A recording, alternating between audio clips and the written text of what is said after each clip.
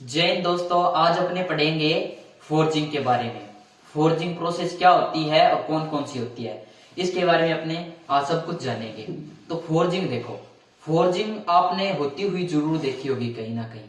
Forging में क्या होता है, जैसे आप लोहार तो देखा होगा। लोहार क्या करता है, एक लंबी सारी छड़ लेता है, उस छड़ को आगे से गर्म करता है और खूब उसको गर्म करके बिल्कुल लाल कर लेता है। लाल करने के बाद उसे हथौड़े से, यानी हैमर बोलते हैं, हैमर से जोर जोर से उसे पीटता है और पीट पीट कर उसे आगे से थोड़ा बड़ा कर देता है। वो होती है फोर्जिंग प्रोसेस। यानी किसी मेटल का ताप बढ़ाकर, यानी उसको प्लास्टिक स्टेट तक गर्म करके उसके शेप और साइज को चेंज करना, उसे रिक्वायर्ड शेप देना, जो हम शेप चाहते हैं वो शेप देना चाहिए। लोहार क्या करता है, लोहार पहले एक रोड को गर्म करेगा, रोड को गर्म करने के बाद उससे क्या बनाता है, छेनी बनाता है, यानी सिजल बनाता है। ठीक है, तो अब अपने देखेंगे फोर्जिंग। अब आप सोचो, लोहार क्या करता है, लोहार जो जिस पे रख के और हैमर से चोट लगाता है, वो नीचे उसे बोलते हैं एनविल। एनविल पे मेटल रखकर उस पे हैमर से चोट लगाता है। ठीक है, तो अब आप ये सोचो कि जो फोर्जिंग है वो अपने कितने प्रकार से कर सकते हैं। एक तो लोहार क्या करता है, लोहार तो हैमर से चोट लगाएगा। एक तो हम हैमर से चोट लगा सकते हैं, लेकिन जब अपने को खूब बड़ा प्रोडक्ट बनाना है तो क्या हम हैमर से चोट लगा सकते हैं? नहीं लगा सकते। बहुत बड़ा यदि हमें कोई चीज बनानी है तो हम हैमर से तो चोट नहीं लगा सकते। तो क्या करेंगे, उसके लिए हम कुछ ना कुछ मशीनी प्रोडक्ट यूज करेंगे। जैसे मशीनी हैमर यूज करेंगे जो मशीन से चलता होगा, या अपने क्या करेंगे, मशीन से चलता होगा या किसी भारी चीज को उसके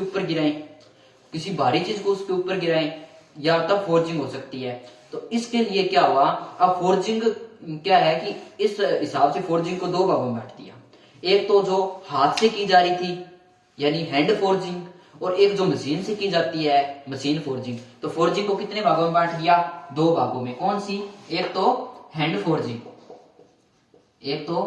फोर्जिंग और एक हो गई मशीन फोर्जिंग। एक हैंड फोर्जिंग और एक मशीन फोर्जिंग।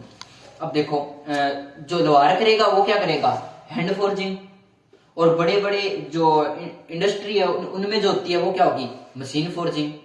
तो अब मशीन फोर्जिंग में क्या होता है, मशीन फोर्जिंग ये हो सकता है कि मशीन फोर्जिंग भी दो तीन टाइप की हो सकती है। जैसे किसी भारी चीज को लाके गिराएंगे किसी मेटल पे, तो एक वो फोर्जिंग हो सकती है, किसी भारी चीज को गिरा रहे हैं।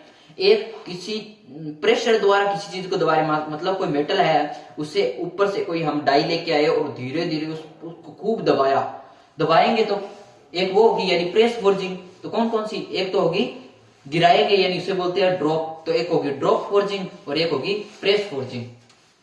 तो ये मशीन फोर्जिंग कितने प्रकार की होगी, दो। कौन कौन सी, एक तो होगी किसी चीज को मेटल के ऊपर लाके गिराएंगे शेप बदलने के लिए, तो होगी ड्रॉप फोर्जिंग, और धीरे धीरे दबाव देंगे उसके ऊपर, प्रेशर लगाएंगे, तो होगी प्रेस फोर्जिंग। तो फोर्जिंग कितनी प्रकार की होगी, इसमें दो प्रकार की फोर्जिंग, दो हैंड फोर्जिंग और मशीन फोर्जिंग। और मशीन फोर्जिंग दो प्रकार की, ड्रॉप फोर्जिंग और प्रेस फोर्जिंग। ठीक, अब इसके बारे में देखो।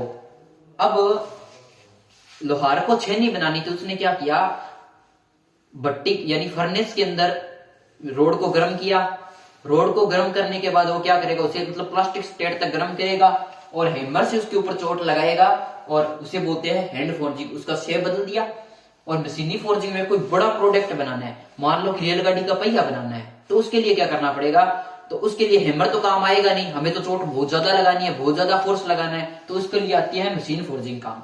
इसमें क्या होती है, या तो किसी भारी चीज को मेटल के ऊपर लाके गिराएंगे, या फिर क्या करेंगे, हाइड्रोलिक प्रेस का उपयोग करेंगे। हाइड्रोलिक प्रेस क्या है कि वो जैसे किसी लिक्विड से चलेगी और वो प्रेस यानी दाब लगाएगी, दाब लगा के जो मेटल है उसको डिफॉर्म करेगी, यानी उसका शेप बदलेगी।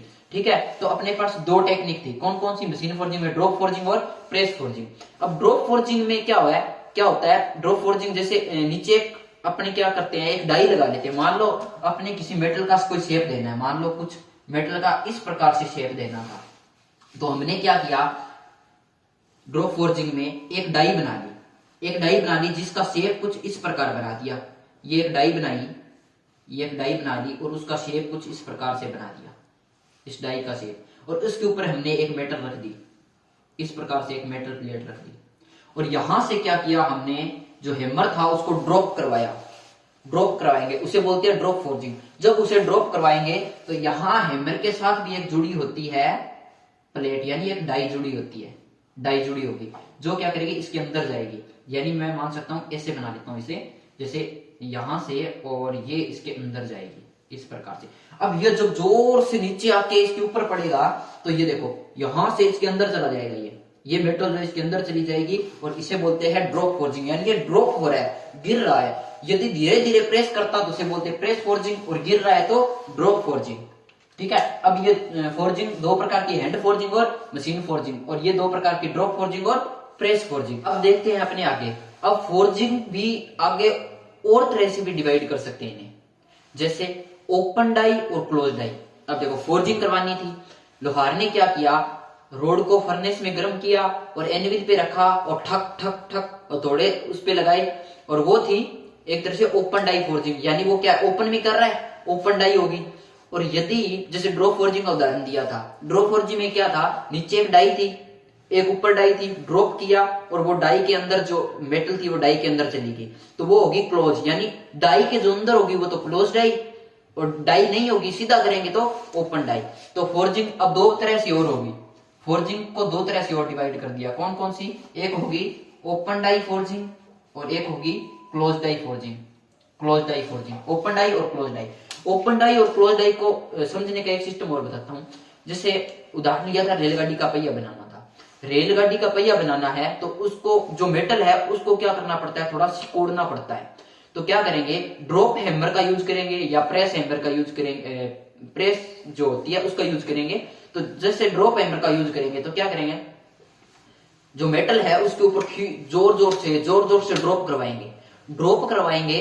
तो ड्रॉप करवाएंगे तो वो धीरे धीरे वो जो मेटल है वो सिकुड़ता जाएगा, उसको मतलब और ज्यादा टाइट करते जाएंगे, क्योंकि रेलगाड़ी का पहिया तो टाइट करना होता है, उसको लोड झेलना होता है, तो उसको और टाइट करते जाएंगे और टाइट करते जाएंगे। तो वो जो फोर्जिंग हो रही है वो होती है ओपन डाई फोर्जिंग, वो सीधी होती है ओपन में होगी। और उसके बाद में क्या होगा, देखो उसके बाद में क्या होगा, जब उस पहिए को गोल करने के बाद शेप दिया जाता है, शेप देंगे तो उसे क्या करेंगे, डाई, एक तरह से डाई बनाई जाती है, फिर उसके ऊपर जो मेटल हमने पूरा सिकोड़ दिया था मेटल को उसके ऊपर रखा जाता है, उसके ऊपर फिर उस हैमर से ड्रॉप करवाया जाता है, और वो फिर पहिया है वो बिल्कुल गोल गोल पहिया बन जाता है। तो वो होगी क्लोज डाई फोर्जिंग।